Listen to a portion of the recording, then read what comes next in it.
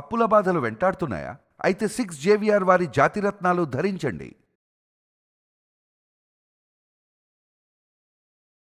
Age bar Andhra Pradesh ఈ మాట ఇప్పుడు సోషల్ మీడియాలో రాజకీయాల్లో పెద్ద చర్చగా మారింది. ఏపీ సీఎం చంద్రబాబు నాయుడు జనాభా గురించి మాట్లాడితే ప్రతిపక్షాలు మాత్రం దాన్ని రాజకీయంగా వలుస్తున్నాయి.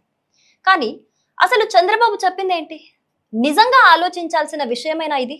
ఇప్పుడు పూర్తిగా చూద్దాం. ప్రస్తుతం ఆంధ్రప్రదేశ్ లో జనాభా యావరేజ్ ఏజ్ దాదాపు 32.5 సంవత్సరాలు. అంటే రాష్ట్రంలో యువత శాతం క్రమంగా తగ్గిపోతుందన్నమాట.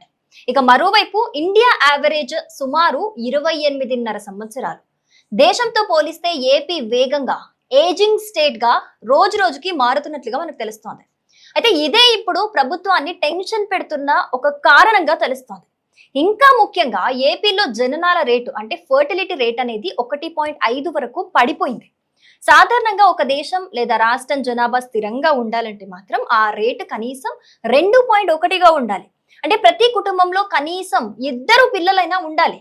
కానీ ఆ సంఖ్య తగ్గిపోతే గనక భవిష్యత్తులో యువత సంఖ్య కూడా తగ్గిపోతుంది.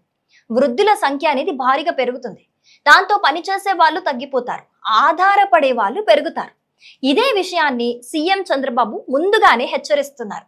ఇప్పుడు పిల్లల్ని కనకపోతే గనక రేపు రాష్ట్రానికి పనిచేసే యువశక్తి తగ్గిపోతుంది అని చెప్తున్నారు.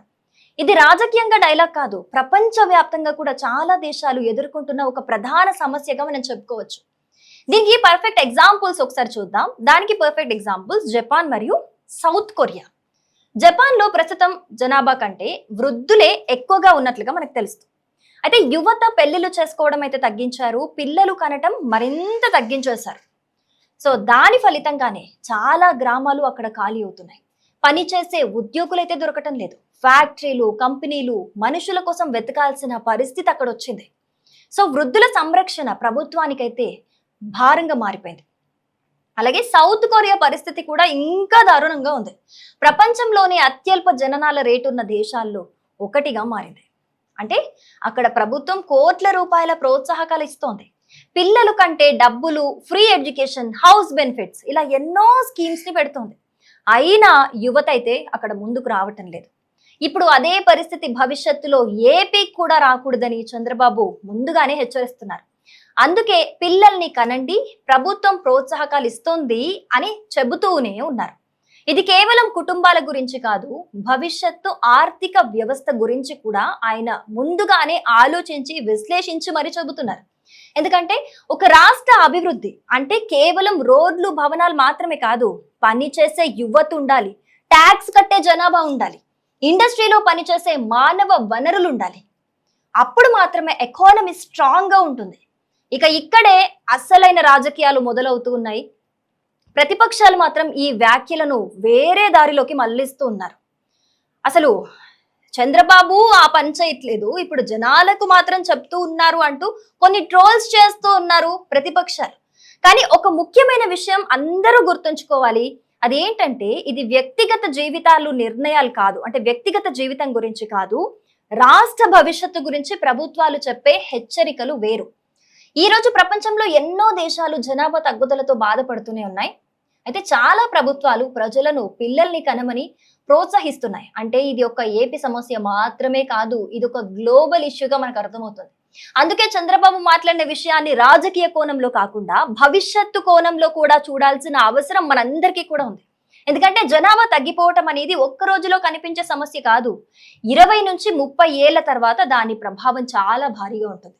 ఇప్పుడు యువత ఎక్కువగా కెరీర్, ఫైనాన్షియల్ ప్రెషర్, అలాగే లైఫ్ స్టైల్ కారణాలతో పెళ్లిళ్ళు అయితే ఆలస్యంగా చేసుకుంటున్నారు.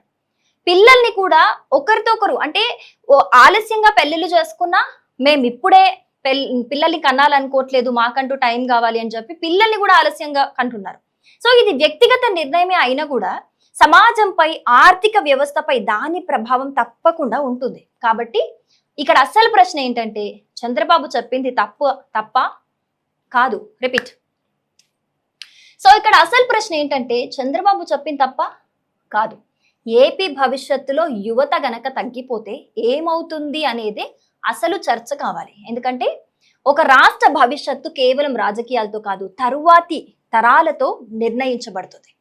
సో ఇప్పుడు చంద్రబాబు చెప్తుంది ఏంటి అని అంటే, ఆయన ముందుగానే ఫ్యూచర్ ని అంటే ఒక 10 ఇయర్స్ నుంచి 20 ఇయర్స్ వరకు ఒక భవిష్యత్తుని ఎలా ఉంటుంది ఇప్పుడు గనక ఇదే సిచ్యువేషన్ ఏపీలో కొనసాగితే గనక ఫ్యూచర్ ఎలా ఉంటుందని ముందుగానే ఎస్టిమేషన్ వేసి, ఇలా కాదు ఉండాల్సింది, మనం కూడా జపాన్, సౌత్ కొరియా లాగా ఇబ్బంది పడాల్సి వస్తుందని చెప్పేసి ఆయన ఇప్పుడే పిల్లల్ని కనండి, ప్రభుత్వం ప్రోత్సాహకాలు ఇస్తుంది అని చెబుతున్నారు.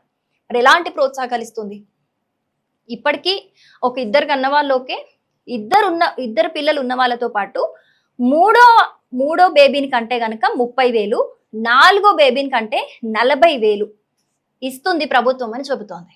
అలాగే ఈ మనీ అంటే 30,000, 40,000 ఇలాంటి మనీ అమౌంటే కాకుండా, ఇలాంటి ప్రోత్సాహకం ఒకటే కాకుండా, పుట్టిన బేబీకి నెల నెల వాళ్ళకి ఆహారం కోసం అంటే వాళ్ళకి మంచి న్యూట్రిషనల్ ఒక మంచి ఫుడ్, హెల్తీ ఫుడ్ ఇవ్వడానికి కూడా మంత్లీ మెయింటెనెన్స్ కింద కూడా ఖచ్చితంగా ప్రోత్సాహకం అందుతోంది అని ప్రభుత్వం చెబుతుంది. సో మీరు పిల్లల్ని కనండి, ప్రభుత్వం అన్ని రకాలుగా తోడుంటుంది అని చంద్రబాబు ప్రభుత్వం అంటే ఏపీ ప్రభుత్వం చెబుతోంది. సో ఇందులో మనకి ఎలాంటి విజన్ ఉంది అనేది మనకు అర్థమవుతుంది. ఆయన విజన్ ఏంటో కూడా మనందరికీ తెలుసు.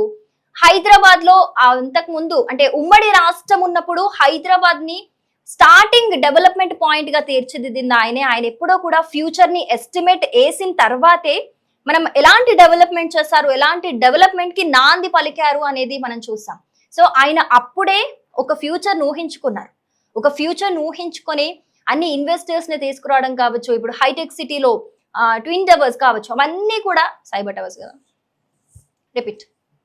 సో ఆయన అప్పుడే ఒక ఫ్యూచర్ ఊహించుకున్నారు. సో అందుకే ఇప్పుడు hitech city side cyber towers కావచ్చు, కొన్ని ఇన్వెస్టింగ్ కంపెనీస్ కావచ్చు, చాలా మట్టుకు అప్పటి నుంచి స్టార్ట్ అయినవి. సో ఆ డెవలప్మెంట్ కి స్టార్టింగ్ పాయింట్ ఆయన ఇచ్చారు అక్కడ అనంటే, ఆయన ఆల్రెడీ కొన్ని సంవత్సరాల ఫ్యూచర్ ని ముందుగానే పసిగట్టి ఊహించి అలాంటి డెవలప్మెంట్ స్టార్ట్ చేయడం జరుగుతుంది. సో ఇప్పుడు కూడా అలాంటి సిచ్యువేషనే. ఆయన ఆల్రెడీ ఒక 10 to 20 ఇయర్స్ ముందు భవిష్యత్ ఏంటో ఆలోచించుకొని ఇప్పటి నుంచే పిల్లల్ని కనండి అని చెప్తున్నారు. సో దీని వెనుక రాజకీయంగా కాదు దీన్ని చూడాల్సింది, ఖచ్చితంగా మన రాష్ట్ర భవిష్యత్తు కోసం చూడాలని కూడా చంద్రబాబు చెబుతున్నారు. సో దీన్ని ప్రతి ఒక్కరు కూడా ఆలోచించాల్సిన అవసరం ఎంతైనా ఉంది. దీని మీద మీ ఒపీనియన్ ఏంటి అనేది తప్పకుండా కమెంట్ చేయండి. అంటే దీన్ని రాజకీయంగా చూడాలా, రాజకీయం చేస్తున్నారు ప్రతిపక్షాలు, మరి దీన్ని రాజకీయం యాంగిల్లో చూడాలా లేకపోతే రాష్ట్ర భవిష్యత్ యాంగిల్లో చూడాలా? మీ ఒపీనియన్ ఏంటి? కమెంట్ చేయండి.